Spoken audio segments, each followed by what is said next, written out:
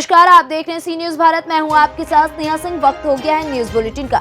इस बुलेटिन में अमेठी में बेखौफ हत्यारों ने किसकी की हत्या, महात्मा गांधी जन्म दिवस के अवसर पर किसने की बैठक और किसकी तमसा नदी में डूबने से हुई मौत, ऐसी तमाम खबरों पर विस्तार से करेंगे चर्चा।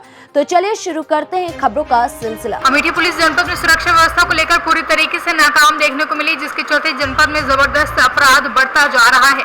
पुलिस से बेखौफ हत्यारों ने एक वृद्ध की हत्या की घटना को अंजाम दिया है, जिसके तहत हत्यारों ने गांव से बाहर बनी अपनी परचून की दुकान पर सो रहे वृद्ध राम कुमार यादव की गला दबाकर हत्या कर उन्हें बेंच पर उल्टा बांधकर फरार हो गए। वहीं ग्रामीणों से सूचना मिलने पर अमेठी एएसपी विनोद कुमार पांडे ने फोर्स के साथ घटनास्थल पर पहुंचे, जहां शव को पोस्टमार्टम के लिए भेज दिया है। प्रथम दृष्टया क्या लग रहा है और लूटपाट की भी उसके लड़के ने आरोप लगाया है मृतक के। देखिए, ग्राम नैनहा के रहने वाले राम कुमार यादव गांव के बाहर अपनी परचून की दुकान के बाहर सोए हुए थे। प्रत्येक दिन यहीं सोते थे। आज सुबह उनकी डेड बॉडी यहाँ पे पाई गई है। शरीर पर कुछ चोट के निशान भी हैं। घटना के संबंध में तहरीर प्राप्त हो गई है और डेड बॉडी को मर्चरी भेजा गया पंचायत में कार्रवाई करने के लिए। तो प्रथम दृष्टया क्या लगता है कि किन बातों को लेकर? अब देखिए, जांच की जा रही है, 3 टीमें लगा दी गई हैं और बहुत सघरी घटना का खुलासा किया जाएगा और जो इसमें घटना में शामिल होंगे उनकी गिरफ्तारी की जाएगी। फिलहाल हमारी टीमें लगी हुई हैं। और अमेठी से सी न्यूज संवाददाता अकील अहमद की रिपोर्ट। बस्ती जिले की कप्तानगंज थाना अंतर्गत महाराजगंज चौकी के NH 28 ओवरब्रिज के ऊपर लक्ष्मी चौहान उम्र लगभग 30 वर्ष निवासी ग्राम अभयपुरा थाना कप्तानगंज की लोडर गाड़ी के नीचे आने से हुई घटना स्थल पर ही दर्दनाक मौत हो गई। सूचना पर मौके पर पहुंचे कप्तानगंज थाना प्रभारी शव को कब्जे में लेकर पोस्टमार्टम के लिए भेज दिया है। बस्ती से सी न्यूज संवाददाता विजय कुमार मिश्रा की रिपोर्ट। ग्राम पंचायत तासेहार के पंचायत सचिवालय परिसर में महात्मा गांधी जयंती के शुभ अवसर पर सबकी आस मनरेगा में विश्वास कार्यक्रम का बैठक की गई, जिसमें सैकड़ों ग्रामीण सहित पंचायत कर्मी, स्वयंसेवक, JSLPS महिला समूह एवं पंचायत रोजगार सेवक शामिल हुए। वहीं कार्यक्रम में मनरेगा से संबंधित कार्यों को रोजगार सेवक द्वारा विस्तार से प्रस्तुत किया गया एवं मनरेगा कार्यों में ग्रामीणों को काम करने हेतु प्रेरित भी किया गया। साथ ही 2022 और 23 में योजना करने हेतु योजना का सूची भी बनाई गई है। झारखंड से सी न्यूज संवाददाता अमित कुमार शर्मा की रिपोर्ट। मिर्जापुर के राजगढ़ विकासखंड मुख्यालय पर समाज कल्याण, अनुसूचित जाति एवं जनजाति कल्याण राज्य मंत्री संजय गौड़ के प्रथम आगमन पर राजगढ़ ब्लॉक परिसर में ब्लॉक प्रमुख गजेंद्र प्रताप सिंह के नेतृत्व में सैकड़ों की संख्या में बीजेपी कार्यकर्ता एवं क्षेत्र पंचायत सदस्यों ने माल्यार्पण कर स्वागत किया। आपको बताते चले कि उत्तर प्रदेश सरकार द्वारा ओबरा विधायक संजय गौड़ को राजमंत्री का सेहरा बांध दिया गया, जहां राजमंत्री प्रथम आगमन अपने गृह जनपद के लिए रवाना हुए। शुक्रवार की सुबह मां विंध्यवासिनी के दर्शन पूजन करने के बाद मिर्जापुर सोनभद्र मार्ग से होते हुए दर्जनों गाड़ियों से हूटर बजाते हुए काफिले के साथ रवाना हुए। कार्यकर्ताओं का उत्साह जबरदस्त रहा। वे लोग जगह जगह माला और फूल लेकर इंतजार कर रहे थे। जैसे ही काफिला राजगढ़ ब्लॉक मुख्यालय पर पहुंचा कि नवागत राजमंत्री का जमकर स्वागत किया गया। भारतीय जनता पार्टी के द्वारा भारतीय जनता पार्टी के नेतृत्व ने हमको सम्मान दिया है और उनको समाज में काम करने के लिए हमको एक अवसर दिया है और मैं प्रयास करूंगा कि उनके सभी जितने भी विकास के लिए उनकी जो भी योजनाएं हैं हम उनको उनके तक पहुंचाने के लिए। एक यहाँ समस्या आ रही है मिर्जापुर और सोनभद्र जनपद में कि गौड़ समाज के लोगों को जो है कि ये जाति प्रमाण पत्र बनवाने के लिए इसको किस कैटेगरी में रखा जाए, अभी तक काफ़ी दिक्कत हो रही है लोगों को। ऐसा क्या नहीं, ये पूरे प्रदेश में जो है किस तरह का मामला चल रहा है। जो पहले की जो सरकारें थी, सपा बसपा की जो सरकारें थी, तो बहुत गड़बड़िया हुआ उस सरकार में। आज जो हमारे भारतीय जनता पार्टी की सरकार है, जो लोकप्रिय सरकार है, तो इसमें सही काम हो रहा है। जो वास्तव में इसका जांच हो रहा है और जो सही हैं, जो सही ST हैं, जो जनजाति हैं, उन्हीं का प्रमाण पत्र बन रहा है। आज जो फर्जी तरीके से किसी तरह बनवा लिए हैं उनको जो है कि वंचित किया जा रहा है। इसी को लेकर के कुछ जांचें भी चल रहा है और बहुत हद तक जो है कि इस पर अभी जिम्मेदारी मिला है। जांच करवाएंगे, जांच करवाने के बाद जो सही होगा वही उनका जांच प्रमाण पत्र बनने का काम होगा। अभी गोरखपुर में एक व्यवसायी की होटल में जैसा कहना है कि हत्या हो गई है। इसमें एक वीडियो वायरल हो रहा है जिसमें कि वहाँ के डीएम और उच्चाधिकारी उस पीड़ित परिवार को जो मुकदमा दर्ज करने से बच रहे हैं और उसको समझाने का प्रयास कर रहे हैं मुकदमा वापस कर रहे हैं। इस तरीके की घटनाएं माननीय मुख्यमंत्री जी के संज्ञान में है और उनके जो परिवार के हैं उनकी पत्नी है माननीय मुख्यमंत्री जी से मिली है और माननीय मुख्यमंत्री जी ने आश्वासन दिया है कि इसको निष्पक्ष जांच करके उसको न्याय दिलाने का काम करेंगे। आने वाले विधानसभा के चुनाव अब तो नज़दीक आ गए हैं, तो इसके लिए क्या रणनीति है? हमारी भारतीय जनता पार्टी संगठन हर विधानसभा में हमारा संगठन का काम चल रहा है और आने वाले 2022 में हमारे पूर्ण बहुमत से भारतीय जनता पार्टी की सरकार बनेगा। मिर्जापुर से सी न्यूज संवाददाता अनिल केशरी की रिपोर्ट। मैहर विधानसभा क्षेत्र के ग्राम सोनवारी निवासी भगवान दीन दहिया पिता श्यामलाल दहिया उम्र लगभग 40 वर्ष हर दिन के नियम अनुसार नदी में नहाने के लिए जाया करता था। बताया जा रहा है कि भगवान दीन दहिया यानी कि मृतक को फीट की भी बीमारी थी। संभवतः नहाते वक्त फीट आया और डूब गया, जहां परिजनों की दशा कुछ भी बताने वाली नहीं थी। तभी पत्रकार द्वारा मौजूद पुलिस प्रशासन, बीट प्रभारी टांडिया, नूप सिंह परिहार, पटवारी दिवाकर मिश्रा, सचिव रमेश विश्वकर्मा और सैकड़ों लोगों की मौजूदगी में अधिकारियों से जानकारी ली गई। जहां जानकारी मिली कि एक दिन पहले से लापता था, लेकिन नदी में कपड़े मिले, जिसे देख काफी मशक्कत के बाद भगवान दीन का शव प्रशासन ने नदी से बरामद किया है। साथ ही प्रशासनिक प्रक्रिया के लिए शव को पोस्टमार्टम के लिए भेज दिया गया है। क्या घटना हुई सर? अक्षत दहिया ने आज सूचना दिया, अक्षत दहिया निवासी सोनवारी का आज सूचना दिया कि उसका भतीजा जो था, क्या नाम उसका, भगवान दीन दहिया, वो कल खेत तरफ आया था और रोज की तरह सोनवारी रेलवे पुल के पास नहाने जाता था और उसको मिर्गी भी आता था। तो वो शाम को वापस उसको खोज रहे थे। आज खोजते में नदी किनारे उसके कपड़े उपड़े सूखे मिले। तब फिर आपको वो उसके परिजन जो है उसको नदी में गहराई में खोजे, तब जाकर के भगवान दीन दहिया नदी में अंदर मिला, उसको बाहर निकाले, उसको मिर्गी आती थी। वो मिर्गी अभी तक ऐसा बताएगा कि उसको मिर्गी आती थी और नहाने जाती थी, मिर्गी आती थी पानी में और कोई शख्स समझे जाती थी। अगली कार्रवाई क्या होगी पुलिस की? अभी उसके स्टेटमेंट लिए गए हैं, रिपोर्ट लिए गए हैं, अब उसके 100 पंचनामा कराए। धन्यवाद सर। यहाँ आया तो खेत देखा, खेत देखने के बाद यहीं स्नान किया, स्नान करने के समय वो वापस नहीं लौट पाया था। फिर इसके बाद जब रात तक घर वापस नहीं गया तो फिर घर के लोग चिंतित हुए। फिर सुबह से ढूंढाई मची, तो जहाँ पे वो नहाया करता था वहाँ पे उसके कपड़े मिले। इसके बाद शंका जाहिर की गई। फिर पुलिस बल एवं सब कोई साथ में, गांव के वासी सब कोई मिल के जाँच की गई, नदी में वो किया गया।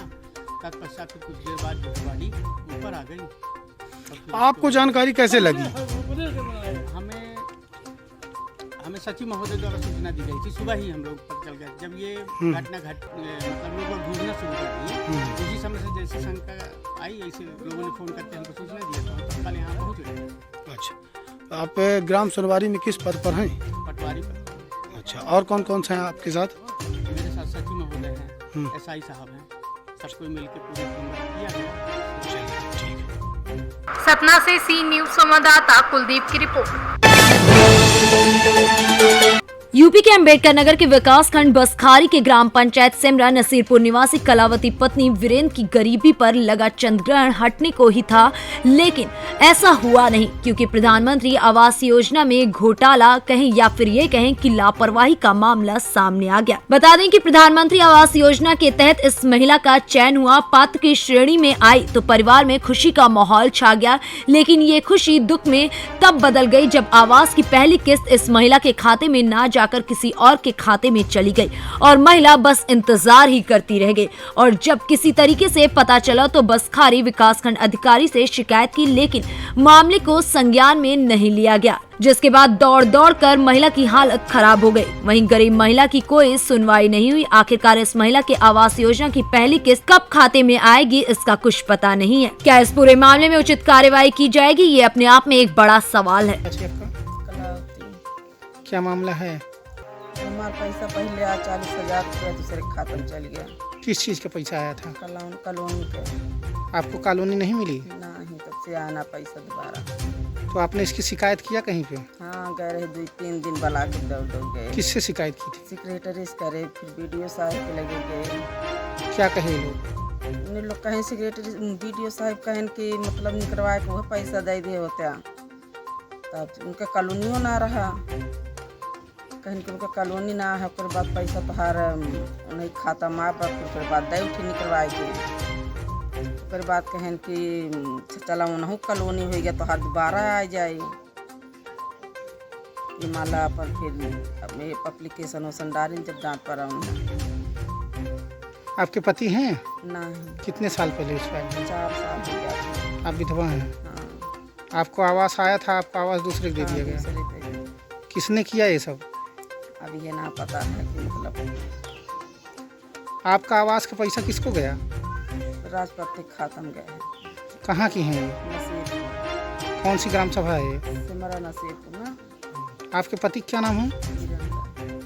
अंबेडकर नगर से सी न्यूज संवाददाता अजय कुमार उपाध्याय की रिपोर्ट।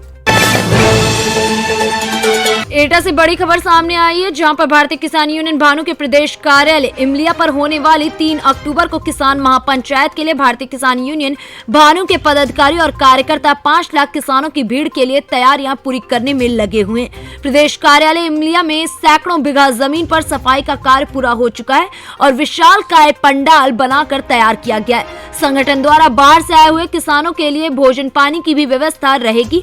वाहनों को खड़ा करने के लिए स्पेशल पार्किंग स्थल बनाया गया है। भारतीय किसान यूनियन भानु के राष्ट्र प्रमुख महासचिव देशराज सिंह भगत ने अपने आवास पर हमारे सी न्यूज संवाददाता रमेश जादौन से बात करते हुए बताया कि महापंचायत में पूरे देश से 5 लाख किसान शामिल होंगे। इस किसान महापंचायत इमलिया में केंद्रीय कृषि मंत्री नरेंद्र सिंह तोमर और उत्तर प्रदेश के मुख्यमंत्री योगी आदित्यनाथ के द्वारा महापंचायत के खुले मंच पर आकर किसानों की प्रमुख मांग किसान आयोग का गठन और कर्जा माफी की घोषणा करने की पूरी उम्मीद है। अब देखने वाली बात यह है कि इस महापंचायत में मुख्यमंत्री योगी आदित्यनाथ और केंद्रीय कृषि मंत्री नरेंद्र सिंह तोमर किसानों की उम्मीदों पर कितना खरे उतरते हैं। सूत्रों के मुताबिक उत्तर प्रदेश में आने वाले विधानसभा 2022 के चुनाव के मद्देनजर इस किसान महापंचायत को सियासत से भी जोड़कर देखा जा रहा है। उम्मीद है कि किसानों की मांगों को सरकार गंभीरता से लेते हुए किसानों को साधने की पूरी कोशिश करेगी।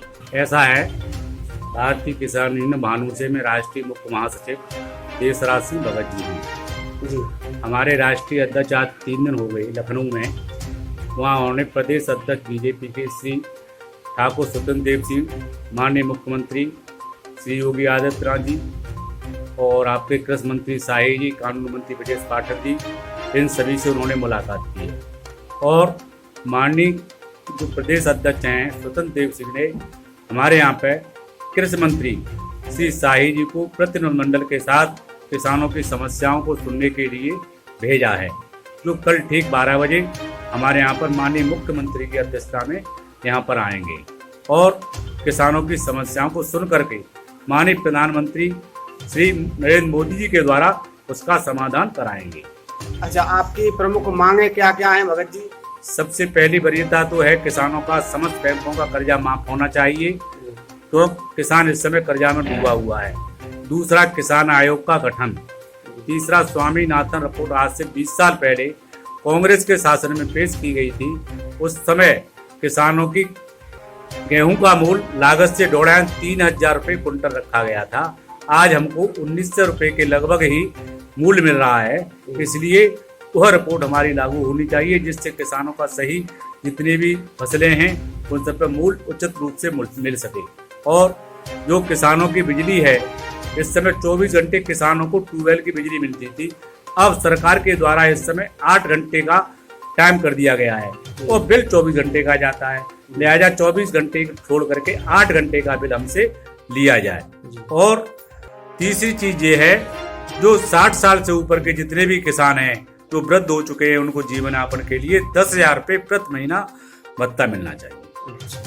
तो आपको भगत जी क्या उम्मीद है, कल जो है सरकार के कौन कौन नुमाइंदे आ सकते हैं और जो है क्या आश्वासन दिया है आपको, उसके बारे में जरा बताएं। देखिए, कल हमारे यहाँ कम से कम 5 लाख की किसानों की भीड़ इकट्ठा होगी। जैसे हमारी नारकी ब्लॉक से कम 200 ट्रैक्टर भर के किसानों के नारकी ब्लॉक से जा रहे हैं, ऐसे अन्य ब्लॉकों से बहुत भारी भीड़ पहुंचेगी और दूसरे अन्य जनपदों से, अन्य प्रदेशों से भी बहुत भारी संख्या में रेलों में, बसों में, जीपों में अपने अपने वाहन से किसान पहुंच रहे हैं। और सरकार ने भी अपना प्रतिनिधि मंडल केंद्र सरकार के निर्देश के अनुसार यहाँ पर भेजा जा रहा है, जो हमारी बात को सुनेगा और हमारी समस्याओं का समाधान कराएगा। ठीक है भगत जी, बहुत बहुत धन्यवाद। जय हिंद। जय। एटा से सी न्यूज संवाददाता रामेश जादौन की रिपोर्ट। एटा से बड़ी खबर है कि भारतीय किसान यूनियन भानु के प्रदेश कार्यालय इमलिया पर होने वाले 3 अक्टूबर को महापंचायत को सफल बनाने के लिए भारतीय किसान यूनियन भानु के पदाधिकारी युद्ध स्तर पर तैयारियां पूरी करने में लगे हुए हैं। प्रदेश कार्यालय इमलिया में सैकड़ों बीघा जमीन पर बुलडोजर और कई ट्रैक्टरों द्वारा साफ सफाई अभियान के तहत व्यवस्था की जा रही है। भारतीय किसान यूनियन के प्रदेश प्रवक्ता उपेंद्र प्रताप सिंह ने हमारे सी न्यूज संवाददाता रमेश जादौन को काफी अहम जानकारी देते हुए बताया कि महापंचायत पूरे देश से लाखों किसान शामिल होंगे। इस किसान महापंचायत में केंद्रीय कृषि मंत्री नरेंद्र सिंह तोमर और उत्तर प्रदेश के मुख्यमंत्री योगी आदित्यनाथ इमलिया आकर किसानों की प्रमुख मांग किसान आयोग का गठन और कर्ज माफी के बारे में घोषणा करने की उम्मीद भी जताई जा रही है। यहाँ पर ये जो है जेसीबी चलाई जा रही है और जो है बहुत विशाल जो है यहाँ पे ये तैयारियां चल रही है, टेंट का भी काम चल रहा है और जो है 2-4 ट्रैक्टर लगे हुए हैं, कार्यकर्ता भी लगे हुए हैं। यहाँ पर जो है ये क्या व्यवस्था चल रही है, आप अपना जो है सबसे पहले अपना नाम बताएं। मेरा नाम उपेंद्र सिंह है जी। मैं संगठन में प्रदेश प्रवक्ता का मेरा दायित्व है जी जी। और यहाँ पर 3 अक्टूबर 2021 को एक विशाल किसान महापंचायत का आयोजन हो रहा है और जिसमें पूरे प्रदेश पूरे देश से किसान जो है इस पंचायत में आएंगे कि जैसा कि इस समय आप देख रहे हैं, इस समय जो कार्यक्रम चल रहा है वो किसानों के साथ लोग उन्हें ठगने में, उन्हें बेवकूफ़ बनाने में, उन्हें गुमराह करने में लगे हुए हैं। तो उन सारी चीज़ों को लेकर के यहाँ किसानों के बीच में हमारा भारतीय किसान यूनियन भानु का जो संगठन है वो जो है यहाँ पर एक बहुत बड़ी विशाल किसान महापंचायत का आयोजन 3 अक्टूबर 2021 को करने जा रहा है, जिसकी यह मीटिंग जो यहाँ पे कार्यक्रम है वो प्रस्तावित है। उसी की तैयारियां चल रही हैं, काफ़ी युद्ध स्तर पर काम चल रहा है। हमारे राष्ट्रीय अध्यक्ष जी की उसमें अध्यक्षता रहेगी उस महापंचायत में और प्रदेश अध्यक्ष ठाकुर योगेश प्रताप जी की उसमें नेतृत्व रहेगा। तो उन्हीं के नेतृत्व में ये किसान महापंचायत का आयोजन यहाँ इमलिया प्रदेश कार्यालय मैदान पर 3 अक्टूबर 2021 को आयोजित होगा। तो यहाँ पर ये इतना बड़ा जो है युद्ध स्तर पर कार्यक्रम होने की व्यवस्था है और बहुत मैं देख रहा हूँ 2-4 किलोमीटर से लोग यहाँ पे जो है आ रहे हैं, अपना श्रमदान भी दे रहे हैं, जेसीबी भी लगी हुई है और ट्रैक्टर भी हैं, बहुत सारे यहाँ कार्यकर्ता भी लगे हुए हैं कार्य में। तो ये आपका जो है क्या व्यवस्था है, धरना देने की व्यवस्था है या महापंचायत की है या जो है किसी कोई बड़ा यहाँ पर जो है कोई राष्ट्रीय लेवल का या उत्तर प्रदेश सरकार का कोई जो है बड़ा मंत्री यहाँ आने का जो है प्रस्ताव है, इस बारे में क्या कहना चाहेंगे उपेंद्र जी? ऐसा है कि ये न तो कोई आंदोलन है न ये कोई किसी तरह का धरना है, ये एक किसान महापंचायत है। ये केवल पंचायत है जिसे हमें जो है अपने प्रदेश के अपने देश के किसानों को हमारे राष्ट्रीय अध्यक्ष जी और योगेश प्रताप जी उसे संबोधित करेंगे और किसी तरह का यहाँ से आंदोलन की कोई वो नहीं है कि हम लोग यहाँ कोई आंदोलन करने के लिए नहीं बैठे हैं। आंदोलन एक्चुअली हम लोग जो है 26 जनवरी 2021 में चिल्ला बॉर्डर से जब ये तीनों कानून के विरोध में हम लोग वहाँ चिल्ला बॉर्डर पे गए थे, लेकिन 26 जनवरी को वहाँ पर जो हमारे जिस तरह से हमारे देश की एकता और अखंडता को कुछ इसी देश के मतलब मैं नहीं कहूँगा किसी विशेष किसानों ने या किसानों प्रायोजित किसी पार्टी के किसानों ने वहाँ पे इस तरह का दंगा फसाद करवाया हमारे लाल किले पर, उससे आहत होकर के हमारे राष्ट्रीय अध्यक्ष जी ने वो वहाँ से मतलब धरना जो है खत्म करने का हम लोगों को आदेश दिया था। उसके उपलक्ष्य में उसके बाद 11 फरवरी को हमने एक यहाँ पे मीटिंग एक महापंचायत एक का यहाँ पे आह्वान किया था प्रदेश अध्यक्ष योगेश प्रताप जी के नेतृत्व में। तो उसका मतलब यहाँ पे सारे उस समय प्रशासन और प्रशासन के लोगों को ये बता दिया गया था कि आगामी भविष्य में हमने उन्हें ज्ञापन भी दिया था कि ये जो हमारी मांगें थी, हमारी मांगें जो है, इस मांगों को लेकर के हम ये किसान पंचायत का आयोजन कर रहे हैं। हमारी जो बेसिक मांग है वो किसान आयोग का गठन कराना है। दूसरा हमारी जो मांग है वो ये है कर्जा मुक्त किसान होना चाहिए। तीसरी हमारी मांग है नहर और बंबों में पानी की उचित और अविरल व्यवस्था होनी चाहिए। तीसरी हमारी जो मांग है वो है गांव में सड़क, बिजली, पानी और स्वास्थ्य सेवाओं की भी उचित व्यवस्था हो। आप देख रहे हैं इस समय हमारे जिले में डेंगू का बहुत बड़ा प्रकोप चल रहा है, लेकिन किसी भी तरह से शासन और प्रशासन उसे कंट्रोल करने में पूरी तरह से असक्षम हो गया है, अपंग हो गया है।